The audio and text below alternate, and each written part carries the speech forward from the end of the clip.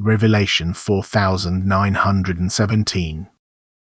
From the 18th of June 1950. Redemption through Christ is an act of free will.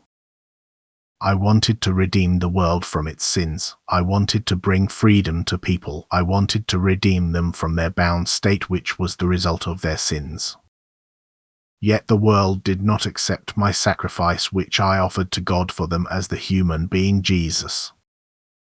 The world remained in sin and sank ever further into the abyss.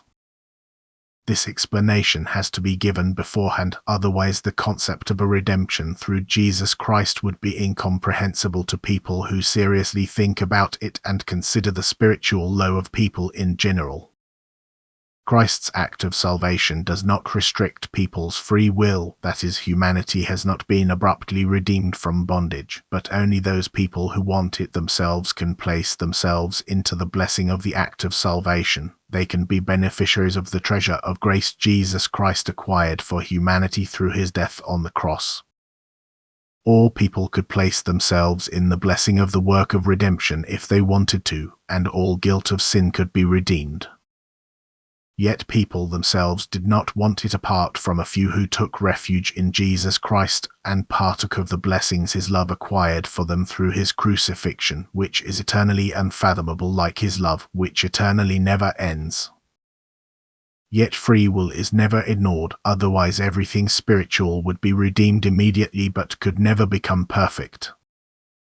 And therefore also the acknowledgement of Christ as God's Son and Redeemer of the world is an act of free will and faith, which again can be gained through right use of the will.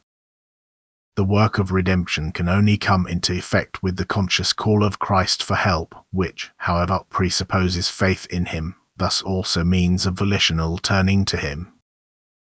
If this act has taken place, then the overflow of strength and grace is also assured, which brings the human being salvation from spiritual adversity, which sets him free from Satan's fetters, from the bound state, which is the fate of all spiritual things as a result of the former rebellion against God, as a result of sin. The will alone sets a person free if he turns to Jesus Christ for help. But where faith in him and his divine mission is lacking, there can be no redemption. Their humanity remains in sin and remains bound in Satan's power until one day he allows himself to be seized by Christ's overwhelming love, until he too sinks down on his cross and begs him for his mercy. Amen.